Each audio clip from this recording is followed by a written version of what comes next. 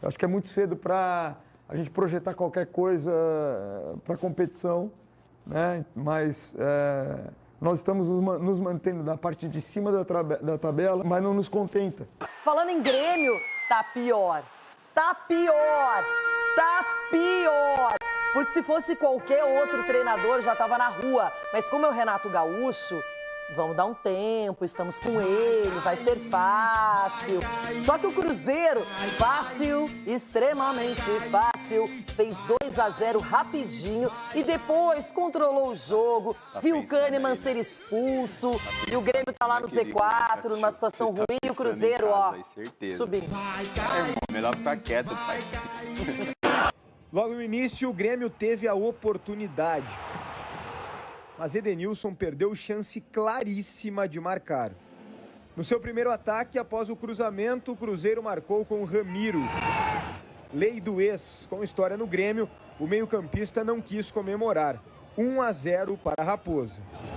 O tricolor gaúcho se desorganizou e já no lance seguinte, com chute de fora da área, o Cruzeiro ampliou a vantagem com o atacante Arthur Gomes, 2-0. E o Cruzeiro não parou de atacar, mas desta vez Marquezin salvou o Grêmio. A noite ficou pior ainda para o tricolor gaúcho quando Kahneman cometeu falta e foi expulso. O time de Renato ficou com 10. Tentando descontar, o Grêmio quase conseguiu com o Natan Fernandes, mas a bola bateu do lado de fora da rede. Fim de jogo, 2-0 para o Cruzeiro, que encosta na parte de cima da tabela, os primeiros colocados da competição. Vamos seguir nessa linha. Eu acho que é muito cedo para a gente projetar qualquer coisa para a competição, né? Mas nós estamos nos mantendo na parte de cima da tabela e próximo de uma situação de briga para a Libertadores. Isso nos agrada, mas não nos contenta. E Renato saiu de campo vaiado pela torcida gremista. Pipocas foram arremessadas no treinador. Hoje a gente até começou o jogo bem, tivemos uma grande oportunidade, mas infelizmente nós desperdiçamos. E depois, mais uma vez, infelizmente, em 2 minutos nós fomos 2 gols. A nossa equipe até estava bem no jogo. Eu posso sair muita coisa desse grupo ainda. O problema é que a gente vem por falta de jogadores de área que façam os gols. Infelizmente nós temos jogadores, o caso do Solteiro estava na sua seleção e infelizmente nós perdemos o Diego Costa no momento que a gente precisava bastante dele por lesão. E além das chances desperdiçadas, a dificuldade da equipe em colocar a bola na rede, o técnico Renato Portaluppi fez também um segundo diagnóstico do momento complicado: a falta de vergonha na cara para alguns atletas. De acordo com o treinador, alguns jogadores do elenco precisam entregar mais. Eu tenho vergonha na cara. Então o que eu falei para eles hoje é alguns, não são todos. Alguns também precisam ter vergonha na cara. Eles têm que saber o tamanho do Grêmio. Aonde eles estão. Eles têm tudo. E isso eu falei na frente do presidente da diretoria hoje no vestiário para eles. Eles têm tudo. Não falta absolutamente nada. Agora tem que ter a entrega dentro do campo. Agora cabe a cada um, né? Ter essa vergonha na cara ou não. Por isso que o clube está contratando, o clube está reforçando o grupo, e o nosso presidente e diretoria está de parabéns, porque realmente não deixa faltar nada para a gente, e é por isso da nossa cobrança em cima do grupo também. Não adianta a gente chegar aqui toda hora e só dar cara para bater. Eles precisam ter essa vergonha na cara, precisam ter a entrega a mais, um pouco mais dentro do campo, não são todos, mas alguns, essa atitude que a gente tem cobrado deles. É pra você essa. Você gosta de ser Grêmio? Que hora que é? Deixa eu ver. Até daqui a pouquinho, mais 10 minutos. Porque aí o Chico chega aí, ele assume a responsa. Ô, Dedê, agora, eu falei na última partida, realmente pelo tamanho do Renato Gaúcho no Grêmio, eu não achava certo chamarem de burro, como fizeram no outro jogo, e agora pipoca. Jogaram pipoca no Renato Gaúcho no elenco. Então, eu sei que o torcedor tem todo o direito de se manifestar, desde que pacificamente, mas o Renato não está mostrando o repertório para rever a situação do Grêmio. Ontem, em poucos minutos, o Cruzeiro resolveu a partida. com tranquilidade. Tudo porque o Edenilson chegou na área e perdeu uma chance clara. O Cruzeiro está jogando um futebol muito bom, muito dinâmico, com confiança. Você vê que a bola não queima no pé dos caras. Os caras estão jogando bem. Aí o Grêmio já entra em campo pressionado por causa dos resultados. O campo não ajuda, né? Por mais que o Cruzeiro, por exemplo, seja um time mais técnico e vive o melhor momento, Gramado mesmo assim prejudicou a construção da jogada do Cruzeiro. E muito mais ainda prejudicou a construção das jogadas do Grêmio. O que está me chamando a atenção, Loirão, não é nem o desempenho técnico do time, porque todos os times passam por essa oscilação técnica dentro do campeonato. O que está me chamando a atenção pelo menos nesses últimos dias, parece que o Renato não está conseguindo motivar os caras. Parece que os caras não estão entendendo o que o Renato quer.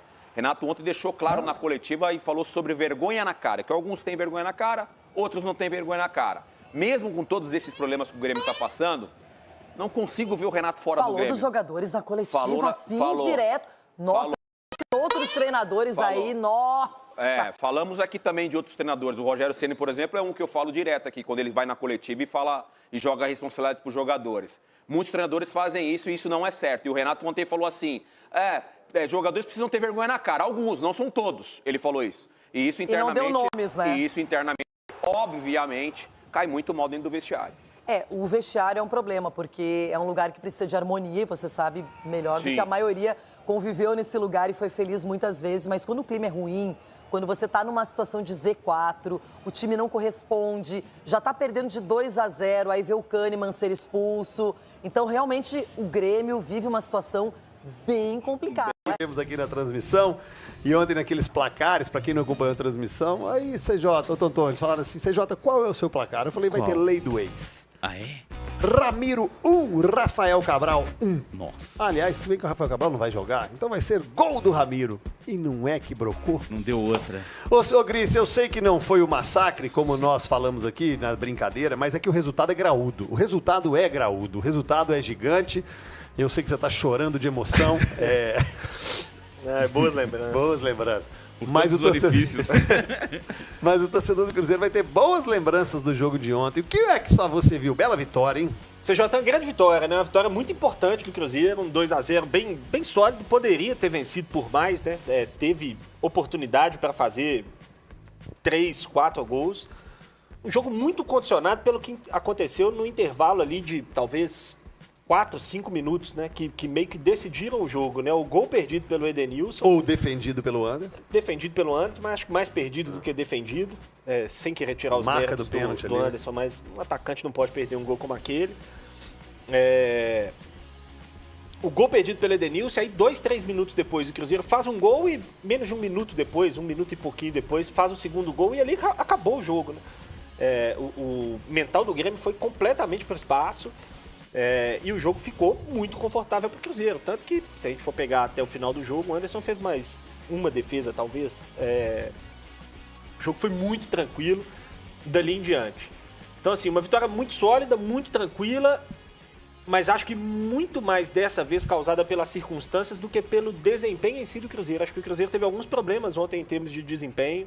Algumas dificuldades para defender em bloco mais baixo, que a gente já tinha falado aqui, né? A gente alertou que ontem que é um time que funciona muito bem quando consegue pressionar alto, mas que quando precisa baixar o bloco para defender, tem um pouco de dificuldade. E acho que ontem isso só não ficou mais claro, porque, repito, o Cruzeiro definiu o jogo aos 16, 18 minutos. O segundo gol foi com 16, né, mais ou menos. 15, 17. Pois é, com 18 minutos o jogo já estava definido. Mas em alguns momentos o Cruzeiro com algumas dúvidas ali na hora de defender, principalmente com o Arthur Gomes e o Veron. Sem saber se eles acompanhavam o lateral ou não, se eles desciam um pouco mais para se juntar ali à linha dos meio-campistas, né? Isso causava dúvidas também no Romero. O lance do gol que o Edenilson perde é um lance que o Romero fica na dúvida se ele acompanha o Edenilson ou se ele sustenta a linha, né? E aí acaba o Edenilson entrando sozinho ali no meio dos zagueiros.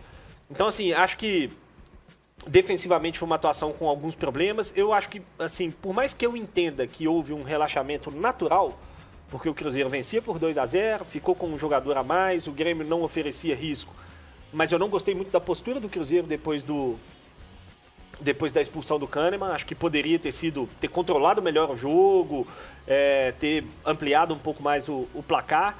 Mas, enfim, se por muitas vezes o Cruzeiro jogou bem fora de casa e não conseguiu converter as chances que teve, ontem foi um jogo marcado pela eficiência, né? O Cruzeiro foi lá 2 vezes, fez 2 gols e aí, repito, assim, para que não achem que eu estou falando que o Cruzeiro jogou mal, nada disso. Eu só acho que o jogo, as circunstâncias do jogo, jogaram o sarrafo do jogo lá para baixo, né? E aí o Cruzeiro ficou muito confortável e acabou não fazendo uma atuação tão boa como poderia. Mas 3 pontos muito importantes, voltou a vencer fora de casa, que não acontecia desde maio, e vai sustentando uma campanha ótima, né, CJ? Bem no dia da abertura da janela, né? Porque a janela abriu ontem, embora só passe a valer a partir de hoje. Mas quando se espera que esse time ainda possa melhorar, e acho que tem margem para melhorar bastante ainda com a chegada dos reforços e a evolução do trabalho como um todo, mas o Cruzeiro se mostra muito sólido mesmo com um elenco ainda curto que tinha, né, até ontem no Campeonato Brasileiro. Uma vitória muito importante, muito boa do Cruzeiro. Com a atuação dominante, o Cruzeiro vence o Grêmio e se consolida como um dos melhores times do Brasil, aumentando as chances de retornar à Libertadores. A equipe conquistou uma vitória importante em Caxias do Sul, com um placar de 2-0, demonstrando seu potencial e se colocando na 6ª posição do Brasileirão, mesmo tendo um jogo a menos que a maioria dos adversários. Com a chegada de reforços na próxima rodada, o Cruzeiro tem boas perspectivas de competir de igual para igual com os demais times e buscar uma vaga na Libertadores.